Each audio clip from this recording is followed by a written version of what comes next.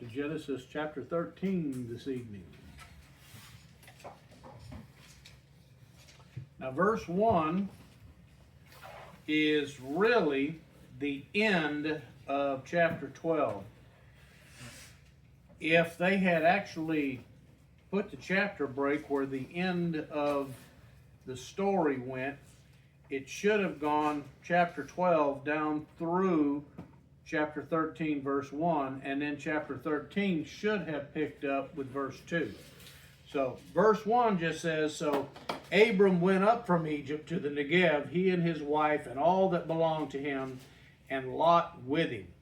You'll recall that in verse 20 of chapter 12, after Pharaoh had found out that Abram had deceived him and convinced him that Sarai was just his sister, and it caused him apparently some serious problems when God struck him and his court with the plague, that he essentially kicked Abram out.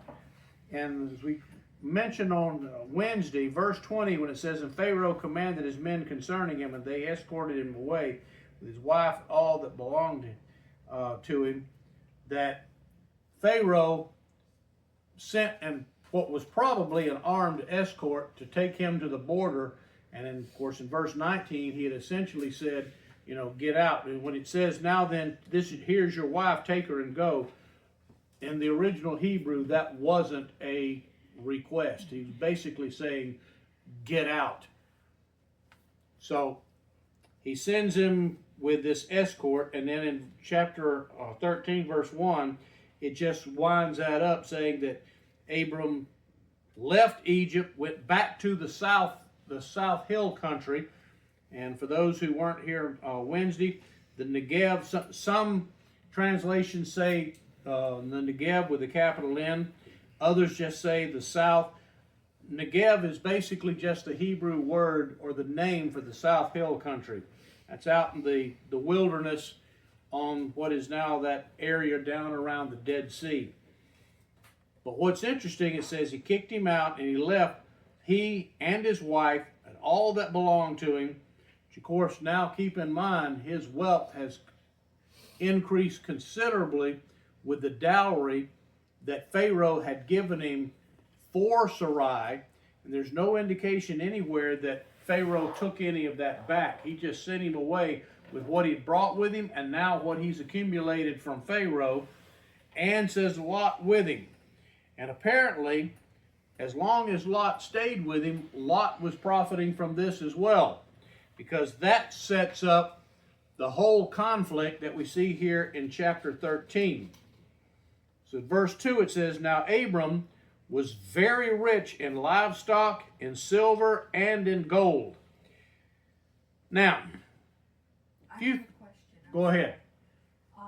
I have been meaning to ask you, when God told Abram he was to take his family, and all of his belongings, and go where, and God would tell him where to go. Where did Lot come in? I mean, why did Lot go with him? Because you figure at this point, Lot is Abram's nephew. Okay. And Lot's parents, apparently by this point, are dead. In fact, we know that Lot's father, Abram's brother, had died at a fairly young age. Okay. So Lot had just aligned himself with Abram, and part of the custom that Middle Eastern people adhered to back then was whoever the family patriarch was, they didn't just recognize him as being just, well, he's the family patriarch. We say that now as almost sort of a cultural thing that, we recognize that as the oldest male in the family. Well, back then, the family patriarch was actually in authority over the family. And since Lot had already been adopted by Abram, since his father had died, as long as Abram was alive, Lot considered Abram basically the family boss. So where Abram went, Lot went. That was just a custom back then. That's the same reason why I believe God did not tell Abram to leave Haran and head for Canaan until after Abram's father had died. Because Terah had told his family, which included Abram, we're going to go to Canaan. But they went the long way to Haran first and settled there. Now, the Bible doesn't tell us why they stopped there. My guess is that Terah was probably elderly and got in bad health, and that may have just been as far as he could go. But we're told that he died there, and then at that point, God spoke to Abram and said, you're going to Canaan. Actually, he didn't even tell him it was Canaan yet. He said that you're going to go to a land that you've never seen before, then names Canaan as the place he's going to go. And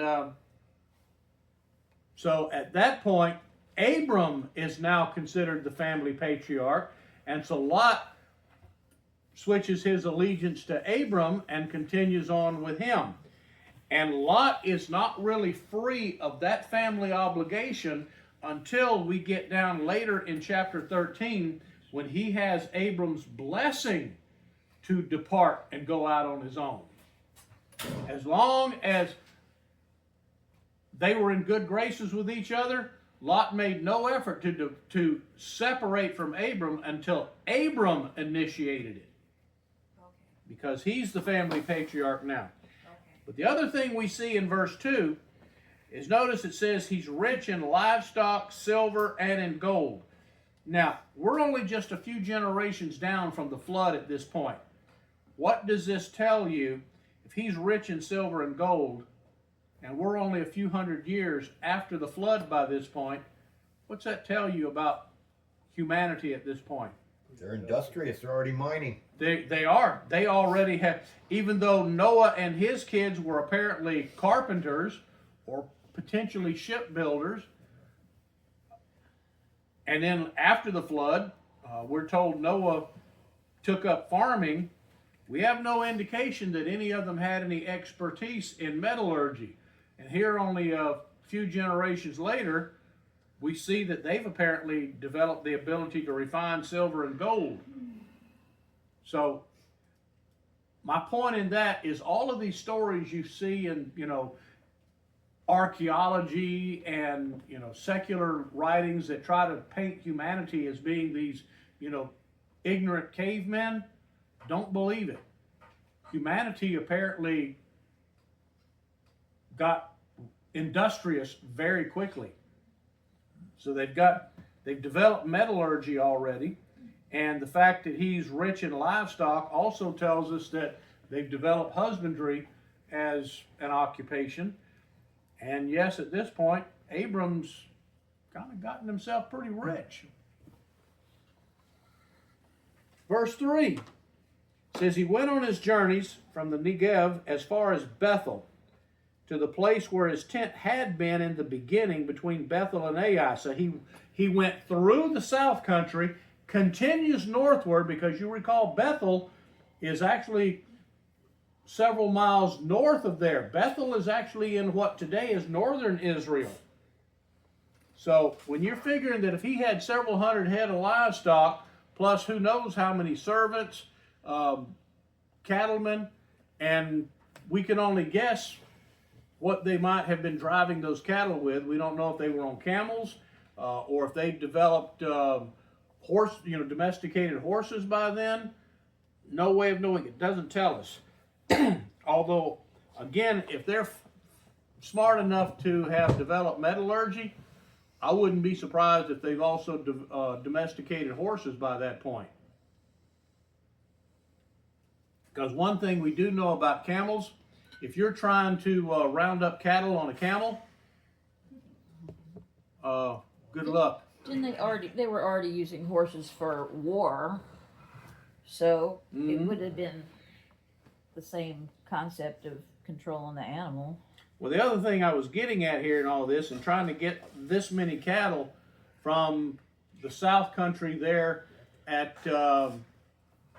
in southern Israel in the wilderness area all the way several miles northward to where Bethel was, that was no easy task. but says, went to Bethel and Ai, in verse 4, to the place of the altar which he had made there formerly, and there Abram called on the name of the Lord. Now, why do you think Abram goes all the way north to Bethel, where the altar was that he had previously built, just to call upon God?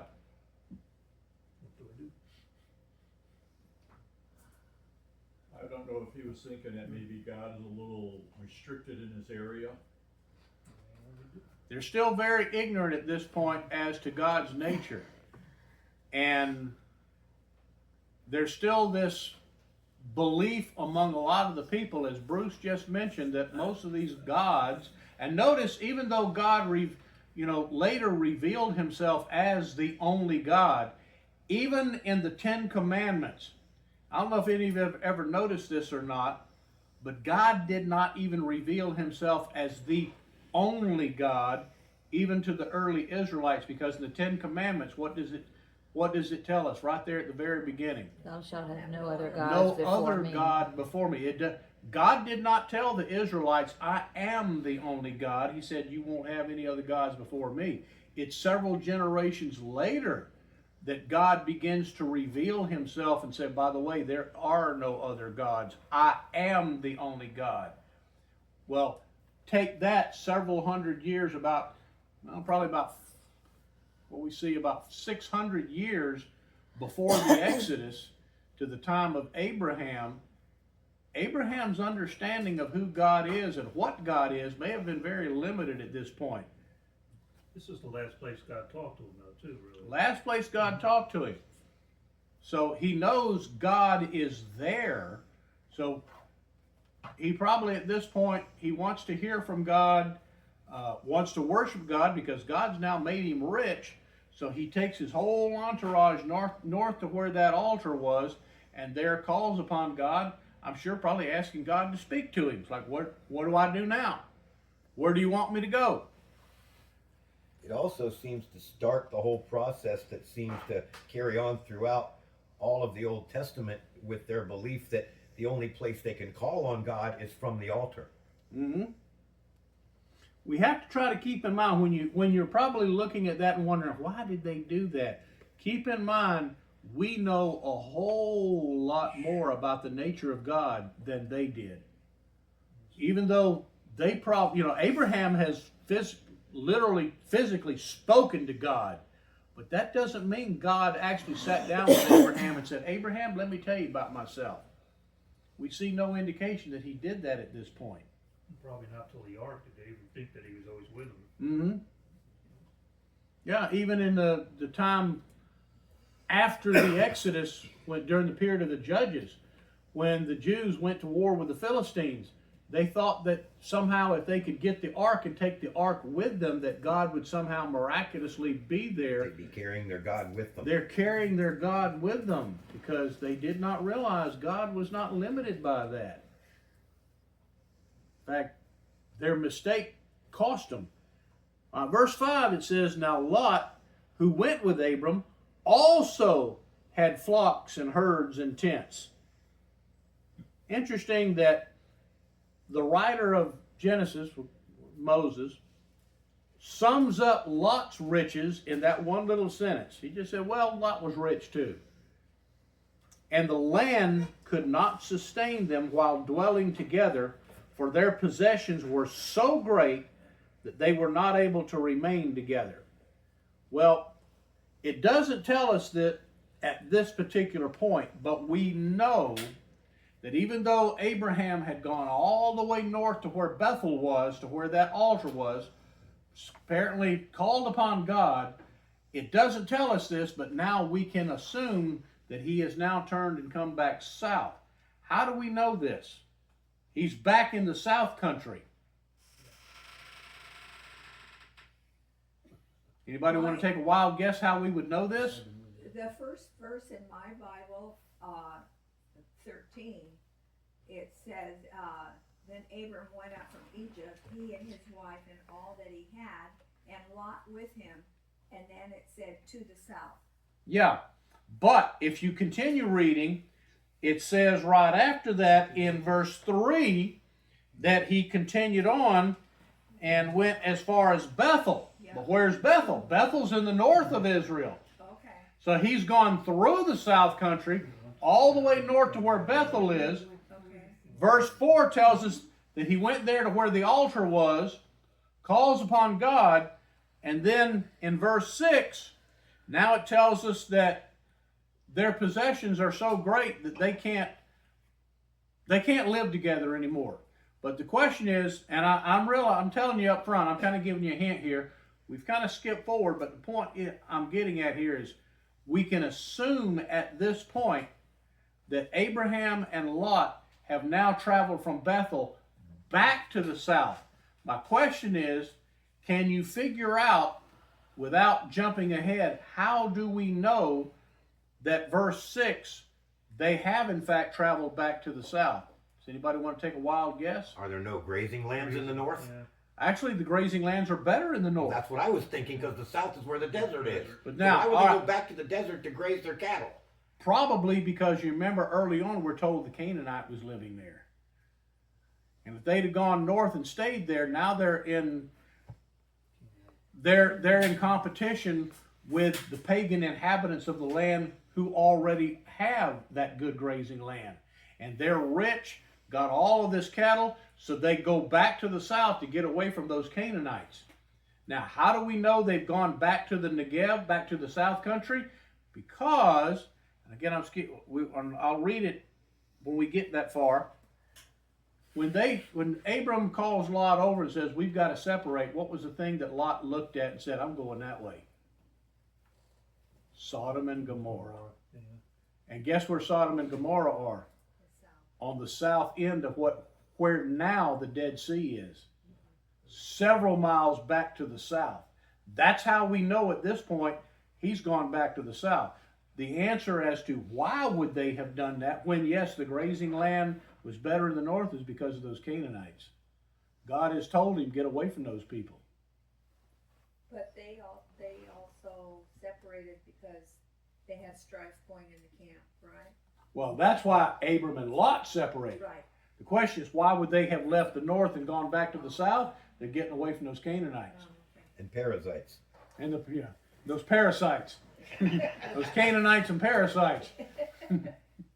All right, verse 6 said the land could not sustain them while dwelling together, for their possessions were so great that they were not able to remain together. Now that tells us Abram's not the only one rich here. Lot, just simply because, remember, God had promised Abram in the Abrahamic covenant that he would bless all of those who blessed him. As long as Lot stayed with Abram, basically it's God's blessings are literally rubbing off on Lot. Abram's getting rich and so is Lot, as long as he stays together with Abram. But verse 7 tells us we've got a problem. There was strife between the herdsmen of Abram's livestock and the herdsmen of Lot's livestock. That tells you Abram and Lot were both rich ranchers. They not only got a lot of livestock, they got people working for them.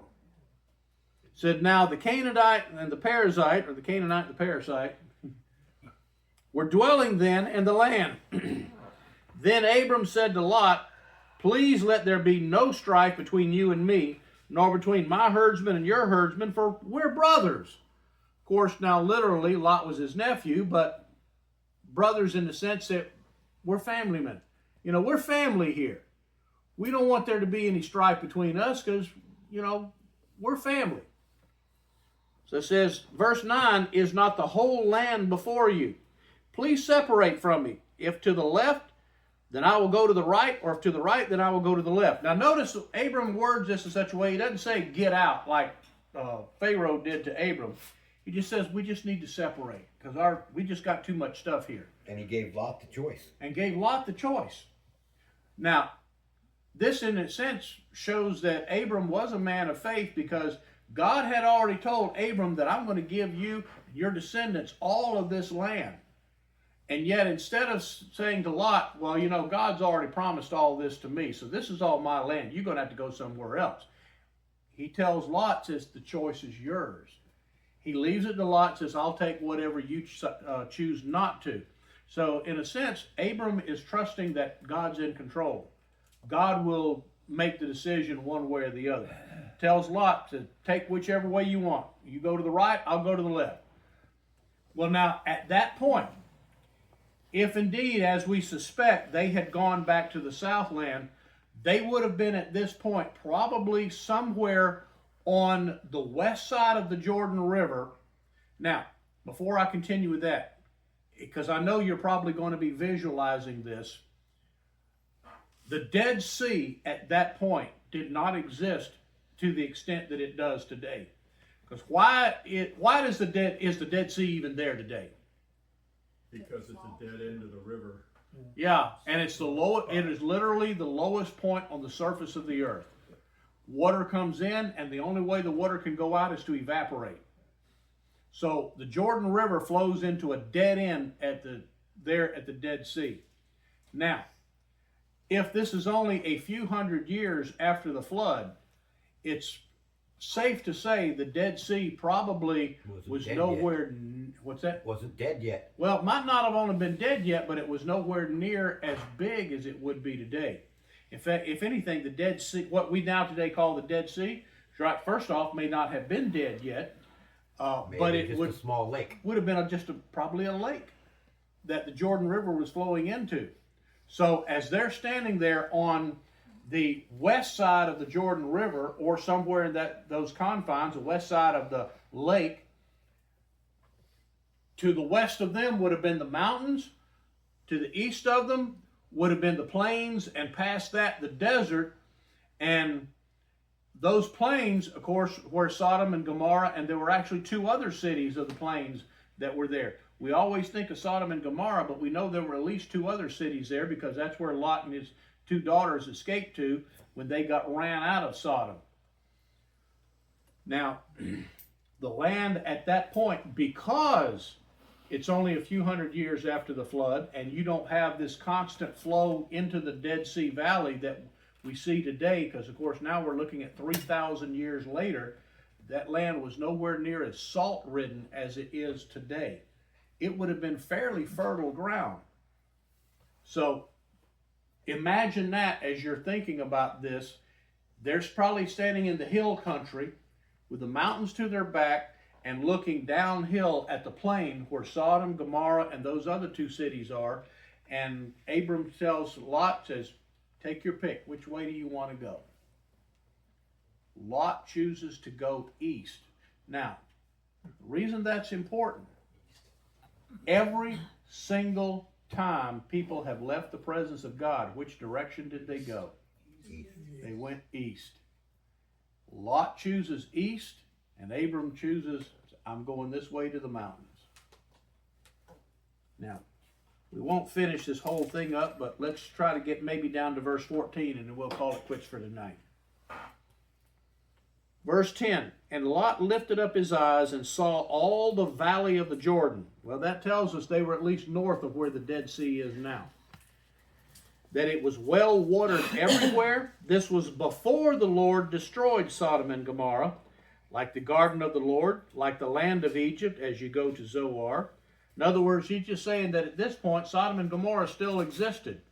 And it was apparently then a very fertile area. Verse 11 says, so Lot chose for himself all the valley of the Jordan, and Lot journeyed eastward. Thus they separated from each other. Again, this is an important point, because Lot chose the eastward direction, prophetically speaking, away from the presence of God. Because who is the promised man here in all of this? Abram is. Abram's the one that has the promise of God. So yes, Lot left him at Abram's request, but Lot chose to go eastward. Now, what Lot could have done is, instead of going east and west, could have decided, well, I'll go north, you go south, or vice versa. But he specifically chose to go eastward, because he looked over all that and thought, looks to me like it's more fertile in that direction. So takes his stuff there. Abram chooses the mountains. Verse 12, Abram settled in the land of Canaan, while Lot settled in the cities of the valley and moved his tents as far as Sodom. Now the men of Sodom were wicked exceedingly and sinners against the Lord. And that sets up the problem that we have with Lot, is Lot has chosen to depart from the presence of the covenant. It's not just that Lot left the presence of God. Lot has abandoned the covenant. How many other times have we seen that? Jacob and Esau, which of course Jacob and Esau haven't been born yet, but what caused the strife between Jacob and Esau? Jacob wanted that covenant. He wanted those covenant promises, and Esau didn't care. With Isaac and Ishmael, which of course, again, haven't been born yet. Isaac is the son of covenant. Ishmael demands, I'm the firstborn. I'm the one that should have the covenant. And of course, we're still seeing today, 3,000 years later, the result of that conflict. So this is just basically the beginning of one covenant conflict after another that occurs throughout the rest of their history. So this is just the beginning. Questions this evening? All right. We'll pick up there with verse 14 on Wednesday. Ms. Mario, all yours.